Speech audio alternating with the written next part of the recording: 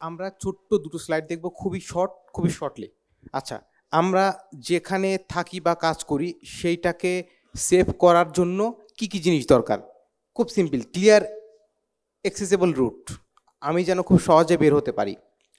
একটা fire alarm system, ওই বিল্ডিংয়ে ফায়ার হলে আপনি যেন জানতে পারেন, আপনাকে যেন নোটিফাই করা হয়, এরকম একটা সিস্টেম দরকার। দ্বিতীয়ত ফায়ার প্রোটেকশন সিস্টেম। প্রোটেকশন সিস্টেমটা হচ্ছে অ্যাক্টিভ সিস্টেম, যেটা বলেন স্ট্যান্ড পাইপ সিস্টেম বা স্প্রিংলার সিস্টেম, যদি আপনি চান রাখতে পারেন বা বিল্ডিংয়ের রিকোয়ারমেন্ট অনুসারে চলে আসতে পারে। হাই রাইজ হলে মাস্ট। আচ্ছা, এরপরে আসে বিল্ডিং কোড, কোথায় এক্সিট হবে, কতটুকু আলো দরকার, ইমার্জেন্সি লাইট দরকার, এই সব কিছু রিকোয়ারমেন্ট বিল্ডিং কোডে আছে। বিল্ডিং কোডটা আমাদের ফলো করা দরকার। বিল্ডিং টু বিল্ডিং কতটুকু ফাঁকা রাখলে সুবিধা হবে বা প্রয়োজন, সেই বিষয়টাও আমাদের খেয়াল রাখতে হবে। এরপর ট্রেনিং দরকার, ট্রেনিং, নিয়মিত ট্রেনিং আপনাকে অনেক সেফ রাখবে। তারপরে ফায়ার ইমার্জেন্সি অ্যাকশন প্ল্যান, দুটো জিনিস আমরা সবসময় মিস আপ করি। বিল্ডিংয়ের প্রত্যেকটা এক্সিটের পাশে একটা ম্যাপ থাকে যে কোন দিকে এক্সিট দেখানো আছে, এটাকে বলে ইভ্যাকুয়েশন ম্যাপ। আর আপনি ইন কেস অফ ইমার্জেন্সি কীভাবে এই আগুনটা নেভাবেন, কারা কীভাবে কাজ করবে, ডিটেল প্ল্যানটাকে বলে ইভ্যাকুয়েশন প্ল্যান। মনে রাখি দুটো জিনিস, এক্সিটের পাশে যে ছবিটা থাকে বিল্ডিংয়ের থেকে বের হওয়ার জন্য, সেটা হচ্ছে ইভ্যাকুয়েশন ম্যাপ। আর কাগজে কলমে যে পলিসিটা থাকে যে ডিউরিং ফায়ার কে কাজ করবে, কোথায় কারা কাজ করবে, কিভাবে কাজ করবে, এটা হচ্ছে প্ল্যান। সবচেয়ে বড় ব্যাপার বাংলাদেশের জন্য হেলদি ইলেকট্রিক্যাল সিস্টেম, কারণ সব ফায়ারই ইলেকট্রিক্যাল থেকেই হয় as per Bangladeshi expert, right?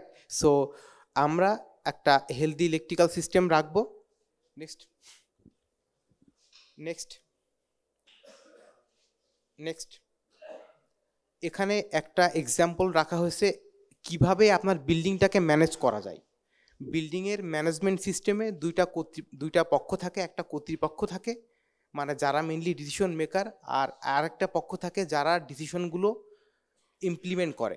দুই পক্ষ মিলে তাদের কি ধরনের পলিসি হওয়া উচিত এখানে বলা আছে। মেইনলি যে দুইটা জিনিস, আপনার বিল্ডিংয়ের ড্রয়িং ডিজাইনটা প্রপারলি করা, বিল্ডিংয়ের সমস্ত কমপ্লায়েন্সের নিয়ম মেনে রাখা, 3 নাম্বারটা হচ্ছে বিল্ডিংয়ের মেনটেন্যান্স ঠিক রাখা, বিল্ডিংয়ের 4 নাম্বার হচ্ছে যে অডিট করা, নিয়মিত অডিট করে লুপহোলগুলো বের করা, আর সর্বোপরি একটা রিপোর্টিং সিস্টেম করা যেইটা আপনাকে সেফ রাখবে বা আপনাকে ক্লিয়ার রাখবে, যে আপনি জবাবদিহিতা, আর কি জবাবদিহিতার জায়গাটা ক্লিয়ার করবে।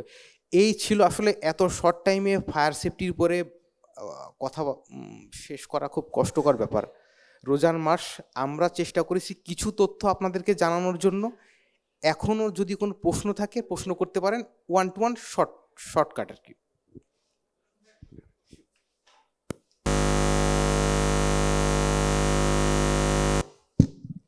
আচ্ছা ভাই, আপনি অ্যাড্রেসেবল বললেন, আরেকটা হচ্ছে কনভেনশনাল সিস্টেম, আমি যদি ভুল না বলে থাকি, মানে আমাদের যে ফায়ার অ্যালার্ম সিস্টেম হয়, তো আমাদের কনভেনশনাল ওয়ে হচ্ছে কি 2010-এর আগে যেটা করা হতো, যেটা আমাদের ম্যানুয়াল সিস্টেম আর কি, যেটা অ্যাড্রেসেবল ছিল না।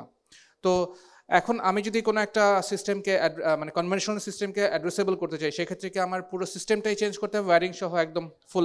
অ্যাজ আপনার এক্সপার্ট তাই আপনাকে জিজ্ঞেস করলাম আর কি। আচ্ছা, প্রথমত আমরা বিল্ডিং ক্লাসিফিকেশন দিকেছিলাম সবাই, তাই না?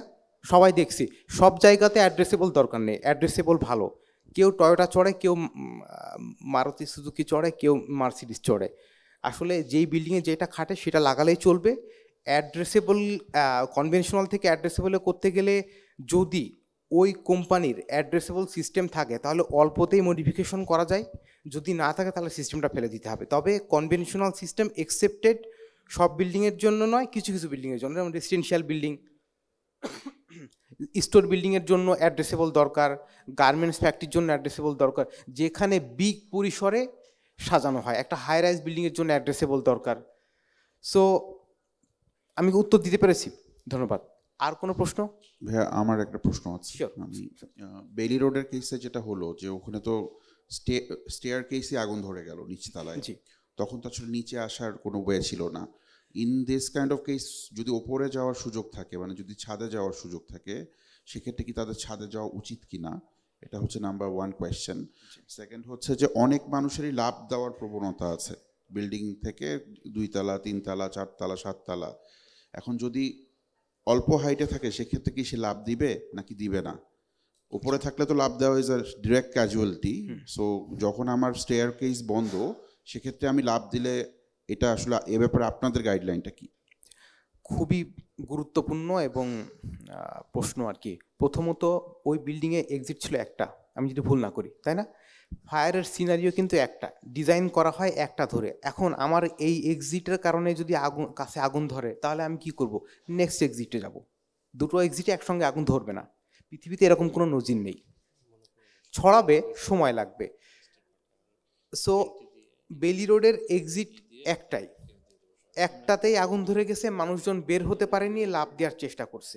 দ্বিতীয়ত এমন হতে পারে যে আমার দুটো এক্সিট আছে, আমি নামতে যাচ্ছি, নিচে দেখি যে ওই এক্সিটে মধ্যে আগুন ঢুকে গেছে কোনো কারণে, তখন আমি ছাদে যেয়ে ছাদ থেকে আরেকটা এক্সিটে যেতে পারি, অথবা কোনো ফ্লোরে যদি রিএন্ট্রি আবার ঢোকার সুযোগ থাকে সেই ফ্লোরের মধ্যে ঢুকে অন্য আরেকটা এক্সিট দিয়ে বিল্ডিংয়ের নিচে নামবো। তবে রিএন্ট্রি ব্যবস্থা থাকার জন্য সব ডোরে থাকে না, রিএন্ট্রি ডোর ব্যবহার করতে হয়। তবে সেই ক্ষেত্রে ছাদ দিয়ে যাওয়াটা বেশি কি বলবো, যোগ্য একটা ডিসিশন, রাইট? এটা বিদেশিরাও এই প্র্যাকটিসটা করে, ছাদে যেয়ে তারপর আপনি একটা অন্য এক্সিটে যাবেন। ছাদে থাকা যাবে না, বিল্ডিংয়েই থাকা যাবে না। Building is not a assembly point or evacuation point, building থেকে বের হয়ে আসতে হবে। আর দ্বিতীয় প্রশ্ন,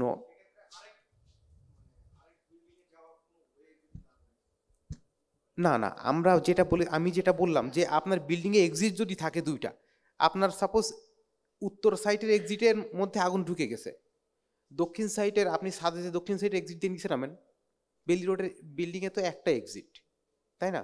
তাহলে একটা এক্সিটে যদি আগুন হয় আপনার তো আর কোনো উপায় নেই, বাঁচার জন্য হয় আপনি লাফ দেবেন, নাহলে অন্য বিল্ডিংয়ের ছাদে যাওয়ার চেষ্টা করবেন।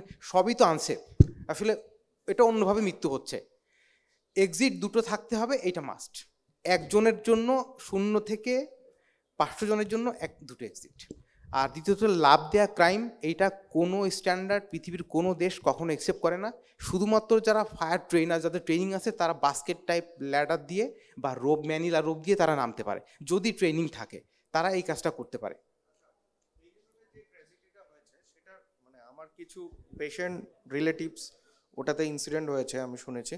সো কিছু কিছু পেশেন্ট মানে আবার 2-3 জন লোক এই ধোয়ার মধ্যেও ছাদে গিয়ে বাঁচতে পেরেছে।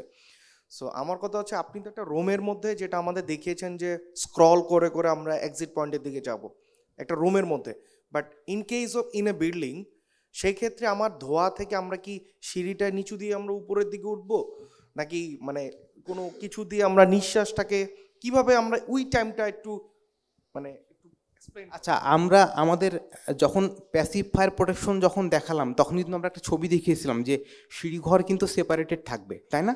প্রপারলি ফায়ার রেটেড থাকবে। প্রপারলি ফায়ার রেটেড থাকবে কত সময়ের জন্য? 3 তলা বিল্ডিং হলে 1 ঘন্টা, 3 তলার বেশি হলে বা 4 তলার বেশি হলে 2 ঘন্টা। সো 2 ঘন্টার মধ্যে আগুন ঢুকবে না, ধোঁয়া ঢুকবে না। Smoke proof by fire rated door দেওয়া থাকে। 2 ঘন্টা আপনি সেফ ধোঁয়ামুক্ত জায়গা পাবেন। 2 ঘন্টার মধ্যে যদি বেরোতে না পারেন তাহলে ভাই সরি, আর কিচ্ছু করার নেই। বাংলাদেশের প্রেক্ষাপটে তো ফায়ার প্রুফ কোনো ওয়ালও থাকে না, পারলে সিঁড়ির মধ্যে সিলিন্ডার ঢুকায় রাখে। জি, ইন কেস অফ আমার ধোয়া হচ্ছে, আমি এখন নাকে মুখে কাপড় চেপে, মানে ওনারা যেটা বললো যে নিঃশ্বাসটাকে কোনোভাবে কন্ট্রোল করে ওনারা চালু চলে। জি জি, এটা ওই সময় আপনাকে ধোঁয়া থেকে বাঁচতে হবে, যেভাবে হোক। আমার কথাটা আপনি বুঝতে পারছেন? যেভাবে পারে আর কি। আচ্ছা, আমার কিছু বলবে আর কি। হ্যাঁ, অ্যাকচুয়ালি ভাইয়া আমি একটু বুঝায় বলি। ব্যাপারটা হলো, একটা হলো এইভাবে হরিজন্টাল অবস্ট্রাকশন, একটা হলো ইনক্লাইন্ড। সো আপনি যখন হরিজন্টালে থাকবেন তখন স্মোকটা কিন্তু ছড়ায় যায় খুব ইজিলি, অ্যান্ড আমাদের ইনহেলেশনের প্রবলেম তৈরি হয়। সো স্টেয়ারে সাধারণত স্মোকটা এইভাবে যায়। সো তখন ডেন্সিটি অফ স্মোক বা লেয়ার অফ স্মোক স্টেয়ার কিন্তু কম থাকে। সো আপনি যদি কখনো মনে করেন যে স্টেয়ার নিচে স্মোক হয়ে যাচ্ছে, আপনার কাজ হলো উপরে যাও, বিকজ উপরে হালকা আস্তে আস্তে হালকাই হতে থাকবে স্মোকটা। সো ওখানে বাঁচার পসিবিলিটি বেড়ে যায়, বেঁচে থাকা পসিবিলিটি।